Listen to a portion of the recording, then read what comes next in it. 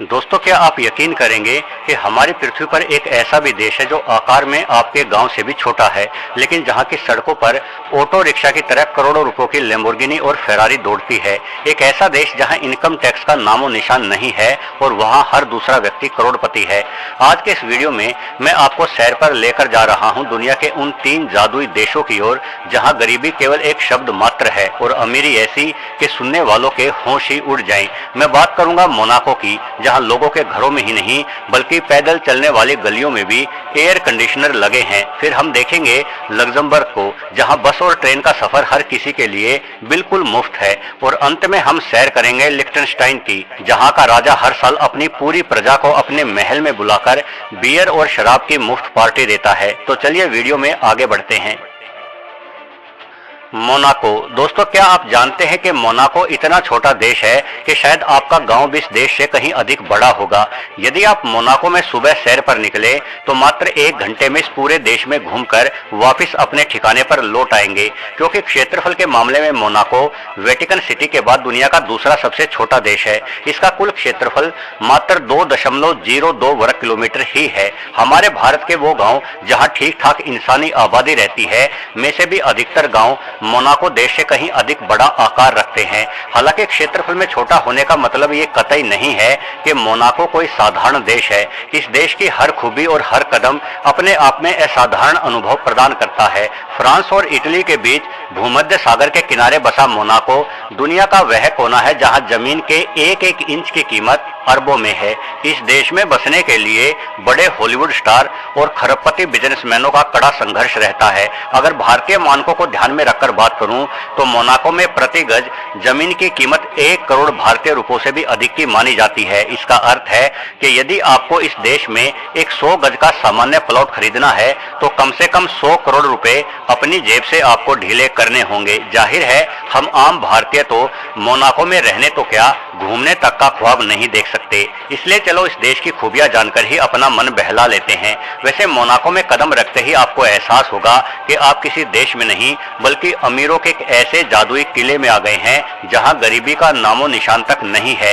इस देश में पूर्णतः टैक्स फ्री सिस्टम है। मोनाको में रहने वाले नागरिकों को अपनी कमाई का एक भी रुपया सरकार को इनकम टैक्स के रूप में नहीं देना पड़ता। यही वजह है कि दुनिया भर के मशहूर खिलाड़ी, हॉलीवुड स्टार्स और बड़े बिजनेसमैन इस देश की नागरिकता लेने के लिए कतार में खड़े रहते हैं, क्योंकि यहाँ कोई आपसे ये नहीं पूछने वाला कि आप इतना पैसा कहाँ से लेकर आए। कोई इनकम टैक्स की रेड आपके ऊपर नहीं पड़ने वाली। फिर चाहे आप अपने घर में नोटों के बोरे भर भर कर ही क्यों ना रख दें। मोनाको के रईसी का अंदाजा आप इसी बात से लगा सकते हैं कि यहाँ का हर दूसरा व्यक्ति करोड़पति और हर तीसरा व्यक्ति अरबपति है। इस देश की सड़कों पर चलने में ऐसा लगता है मानो आप किसी फिल्म के सेट पर चल रहे हों। मोनाको में प्रति व्यक्ति पुलिसकर्मियों की संख्या दुनिया में सबसे अधिक है। चप्पे चप्पे पर लगे हाईटेक कैमरों की वजह से अपराध दर लगभग 0 है, जिससे लोग आधी रात को भी बिना किसी डर के करोड़ों के जेवर पहनकर सड़कों पर घूम सकते हैं। मोनाको में महिलाएं भी रात एवं दिन पूरी आजादी के साथ घूम सकती हैं। यहाँ पिछले 1 दशक यानी 10 सालों से किसी महिला के साथ कोई भी यौन संबंधी दुराचार की घटना दर्ज नहीं की गई है। इस देश में स्वास्थ्य सेवाओं का स्तर इतना ऊंचा है कि यहाँ की औसत आयु ही करीब 90 साल है, जो बाकी दुनिया से बहुत अधिक है। मोनाको का शहरी बुनियादी ढांचा ऐसा शानदार है कि पहाड़ी इलाका होने के बावजूद भी पूरे देश में सार्वजनिक लिफ्ट, एस्केलेटर और एयर कंडीशनर गलियारे बनाए गए हैं ताकि पैदल चलने वालों को कोई परेशानी ना हो। यानी आपको मोनाको की गलियों में भी एसी लगे हुए मिलेंगे। इस देश में ना तो कोई बेघर है और ना ही कोई बेरोजगार, क्योंकि सरकार की मजबूत सामाजिक सुरक्षा और आवास नीतियां ये सुनिश्चित करती हैं कि उनका हर नागरिक एक रॉयल और सम्मानजनक जीवन शैली जी सके। मोनाको एक बेहद शिष्टाचार वाला देश माना जाता है। यहाँ किसी भी व्यक्ति से थोड़ी सी भी बदतमीजी माफ नहीं की जा सकती। यहाँ तक कि यदि आप इस देश की किसी गली में अपनी शर्ट उतारकर घूम रहे हैं तो आप पर भारी जुर्माना वसूला जाएगा। इस देश में सीसीटीवी नेटवर्क इतना मजबूत है कि यदि आप सड़क पर एक छोटा सा कागज का टुकड़ा भी फेंक दे या थूक दें तो चंद मिनटों में पुलिस आपकी पहचान करके आपके पास पहुंच जाएगी और आपके ऊपर कठोर कानूनी कार्रवाई होगी। मोनाको के नागरिक इस भांति ईमानदार हैं कि आप सड़क पर अपना रुपयों से भरा पर्स भी गिरा दें तो वो पर्स हर हाल में आपको सुरक्षित वापस मिल जाएगा। अब यदि लग्जरी जीवन शैली की बात करें तो मोनाको में आपको शानदार घरों के साथ साथ करोड़ों रुपयों की कारें सड़कों पर दिखना बड़ी ही आम बात है। यहाँ की सड़कों पर लैम्बोर्गिनी, फेरारी और रोल्स रॉयस जैसी गाड़ियां उतनी ही आम है जितनी हमारे यहाँ ऑटो रिक्शा। लेकिन इस देश का सबसे बड़ा आकर्षण है मोनाको ग्रैंड प्रिक्स। साल में एक बार यहाँ की साधारण सड़कें दुनिया के सबसे खतरनाक और रोमांचक रेसिंग ट्रैक में बदल जाती है। फॉर्मूला 1 की कारें जब मोनाको की तंग गलियों और सुरंगों से होती हुई 300 किलोमीटर प्रति घंटे की अधिक रफ्तार से दौड़ती है तो पूरा देश थर्रा उठता है। लोग अपने घरों की बालकनी में बैठकर इस रेस का लुत्फ उठाते हैं। ये दुनिया की इकलौती ऐसी रेस है जिसके लिए कोई अलग से स्टेडियम नहीं बनाया जाता, बल्कि पूरा शहर ही एक स्टेडियम बन जाता है।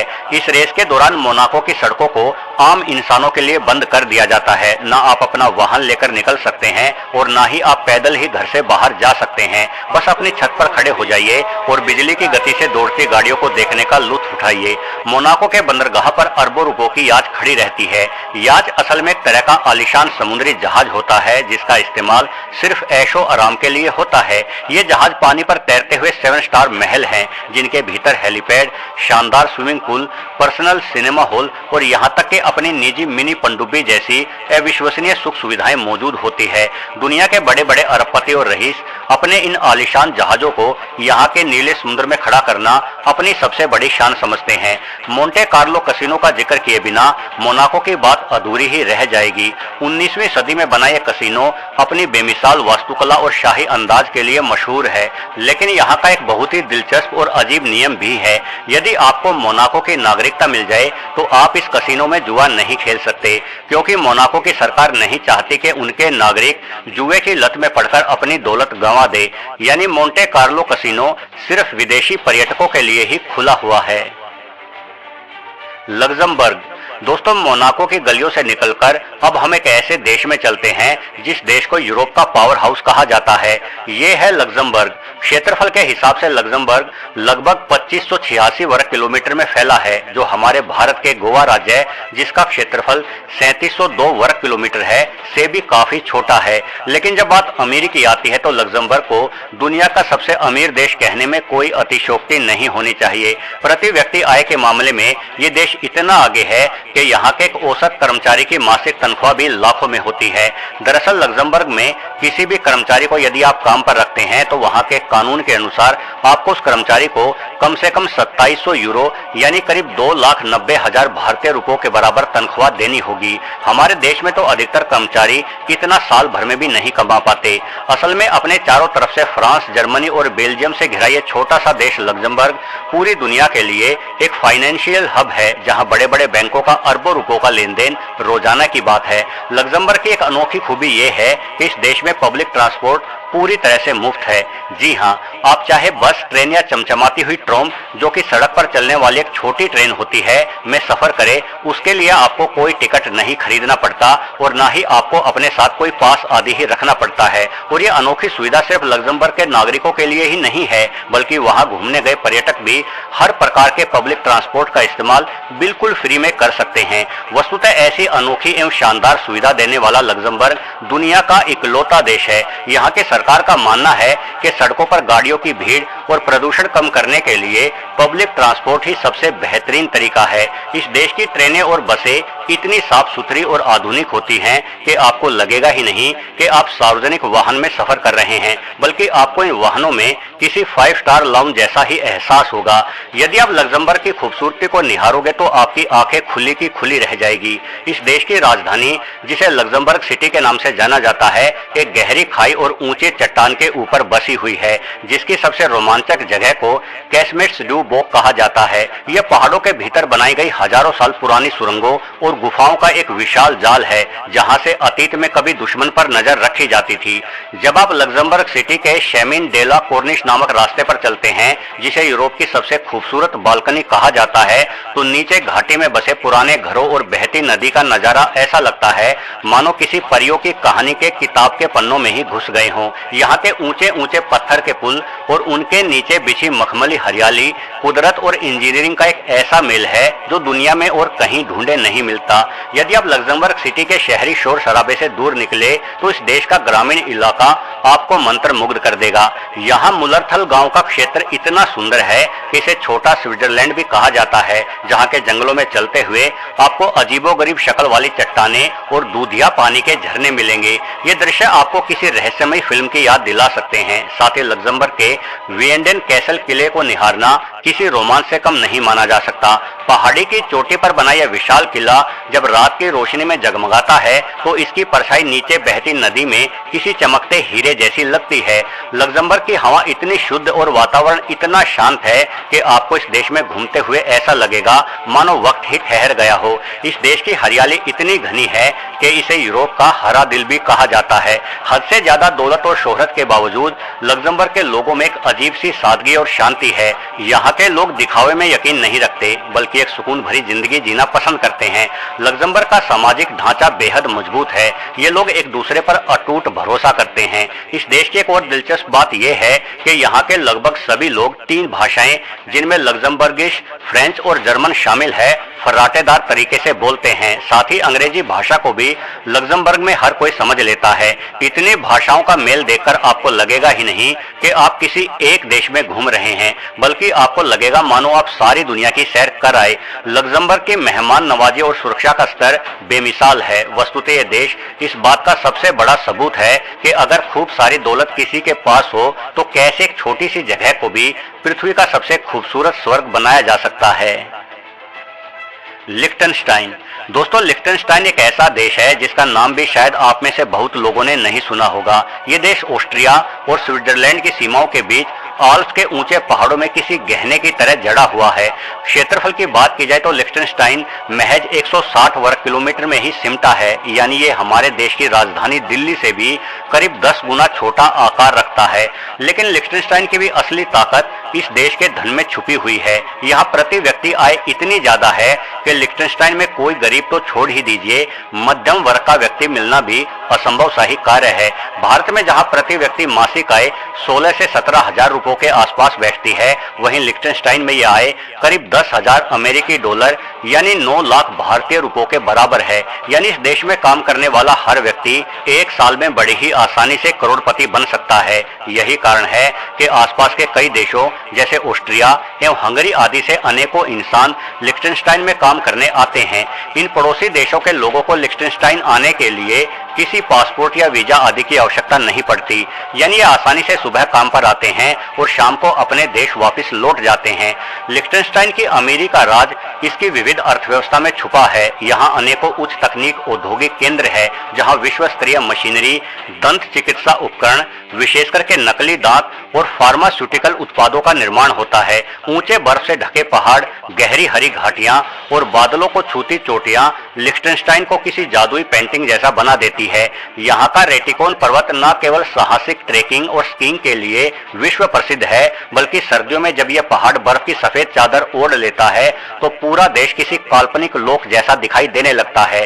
पहाड़ियों के ऊपर स्थित प्राचीन वादुज किला और ऐतिहासिक चर्च यहाँ के परिदृश्य को एक शाही गरिमा प्रदान करते हैं, जबकि बादलों से ढके पहाड़ों के बीचों बीच बसे छोटे छोटे घर और मखमली घास के मैदान शांति और सुकून का एहसास कराते हैं। लिक्टेनस्टाइन एक प्रिंसली स्टेट है, यानी यहाँ आज भी राजाओं का शासन चलता है। इस देश के राजा अपने पूर्वजों के द्वारा बनाए गए किले यानी वादुज में ही निवास करते हैं, जहाँ से उन्हें पूरा देश आसानी से नजर आता है। आपको जानकर हैरानी होगी कि लिक्टेनस्टाइन दुनिया में नकली दांत बनाने का सबसे बड़ा केंद्र है। यहाँ की तकनीक इतनी उन्नत है कि दुनिया भर के डेंटिस्ट केवल लिक्टेनस्टाइन में बने दांतों पर ही भरोसा करते हैं। इसके अतिरिक्त ये देश अन्य कई प्रकार की हाईटेक मशीनें और औजार पूरी दुनिया में निर्यात करता है।